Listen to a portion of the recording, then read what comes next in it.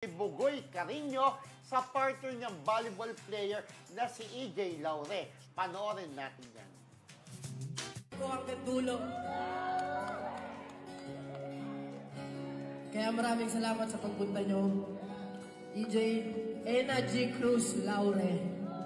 Mahal na mahal kita. Will you marry me?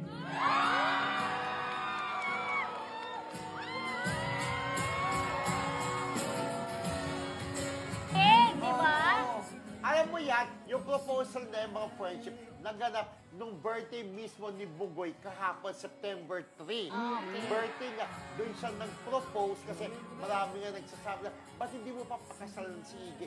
Dahil 7 years na silang nagsasama.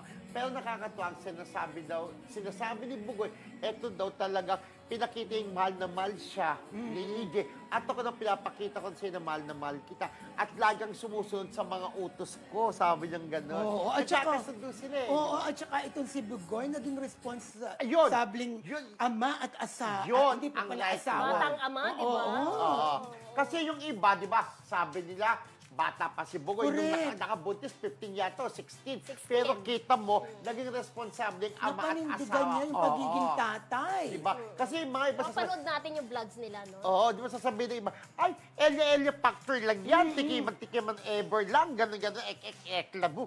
Pero yung pinatunayan ni Bugoy na talagang mahal niya si EJ, kahit bata pa siya, daig pa niya ibang mga may edad na, di ba? Truly. Oo. Oo. At mahirap talaga yung mga pinagdaanan nila mga kaibigan kasi may mga issue pa nga dati na child abuse itong si EJ kay Bugoy dahil nga underage, diba? Kung tutuusin. 19 na si EJ that Oo. time, ito ay 16. Correct. Diba? Kaya nalagpasan nilang lahat yun. Napakaganda nung kanilang love story na mauuwi pa yata sa kasalan, Ay diba? na nga, nag-propose na. Nag-propose Hapon, na. mismong birthday, nag-propose na, di ba? Correct. Oo, at happy tayo kay Bugoy. Congratulations kay Bugoy at saka kay EJ Laure.